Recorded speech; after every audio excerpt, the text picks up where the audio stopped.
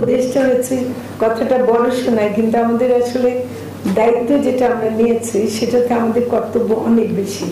তো সেজন্য আমাদের গত মিটিংয়ে মানে ক্যাবিনেট মিটিংয়ে একটা খুব জরুরি আলোচনা হয়েছিল যে এবারের পূজাটা যেন একটা নতুন বাংলাদেশের পূজা হয়। নতুন বাংলাদেশে যেখানে যেমন প্রধান উপদেষ্টা আমরা যখন শুরুতে হিন্দু বৌদ্ধ পরিষদের যারা নেতৃবৃন্দ আসছিলেন তাদেরকে বলছিলেন যে আমরা তো পরিবার একটাই। এখানে আমিও মনে করি যে সংখ্যালঘু সংখ্যাগরিষ্ঠ বলে তো কোনো কিছু থাকতে পারে না। এখানে আমরা সবাই একটা পরিবারের মানুষ। আমরা এখানে কে হিন্দু কে বৌদ্ধ এটা নিয়ে কোনো রকম বৈষম্য হবে, আমরা ঈদে আনন্দ করবো আর পূজায় ভয়ে থাকবো, এটা তো হয় না। আমাদের পূজায় কেন ভয়ে থাকতে হবে? আমরা সেজন্য আমি প্রশাসনের কথা শুনে এবং যে আয়োজনে আপনাদেরও সবার কথা শুনে একটু ভরসা পেলাম যে অন্তত আয়োজনের দিক থেকে আমাদের চেষ্টার দিক থেকে আন্তরিকতার অভাব নাই। আপনাদের মানে এখানে আমি বলা ঠিক না, আমি বলবো যে আমাদের সবারই একটা যে চেষ্টা আছে এবং সবারই ক্ষেত্রে যে একটা করণীয় আছে সেটা আমরা কিন্তু নিজেরাই অনুধাবন করছি। আমি ধন্যবাদ জানাবো যে বলবো যে তারা যেন ব্যাপারটা তাদেরও দিক থেকে এটা দেখেন এবং আমার মনে হয় যে সবাই যদি চেষ্টা করি তাহলে অবশ্যই আমরা ভালো একটা পূজা করতে পারবো।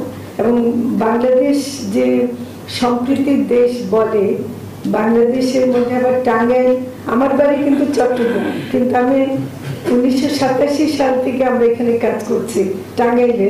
তো অনেক সময় এটা ভুলে যাই, এটা মানে টাঙ্গাইল আমাদের বাপের বাড়ি, আমার বাপের বাড়ি হয়ে গেছে। কাজে আমার কাছে খুব আপন আমরা টাঙ্গাইলে মনে করি এবং আমরা যে সম্পর্কটা বিভিন্ন সময় দেখেছি, আমরা পূজাগুলোতে অ্যাটেন্ড করি, আমরা যাই এবং তারা আসে মানে আমাদের ঈদের সময় 2 ঘন্টা এরকম কয়েকটা টাইম ওদেরও যেটা আছে। আমার মনে হয় বেশি সমস্যা হবে যেটা মসজিদের একদম পাশে যদি পূজা মণ্ডপ হয়, সেখানে একটু হয়তো তাদের সাথে কথা বলা লাগবে। কিন্তু অন্যান্য সময় আমার মনে হয় যে আজানের শুরুতে ধরেন যে কত এবং জামাতের নামাজ যারা পড়েন তাদের নামাজটা যেন বিঘ্নিত না হয় সেরকম একটা সময় করে। এটা আমার মনে হয় যে পরস্পরের মধ্যে কথা বলে আমরা নিশ্চয়ই করতে পারবো। কারণ অনেক সময় ঢোল বাদ্য শুনলে হয়তো, কিন্তু আমার মনে হয় আপনারা যেটা ঠিক করছেন যে ওই সময় মাইকটা হয়তো বন্ধ থাকবে, তো মাইক বন্ধ থাকলে হয়তো সেরকম শব্দটা হবে না। তো এরকম কিছু জিনিস হয়তো পরস্পরের মধ্যে ঠিক করার থাকবে।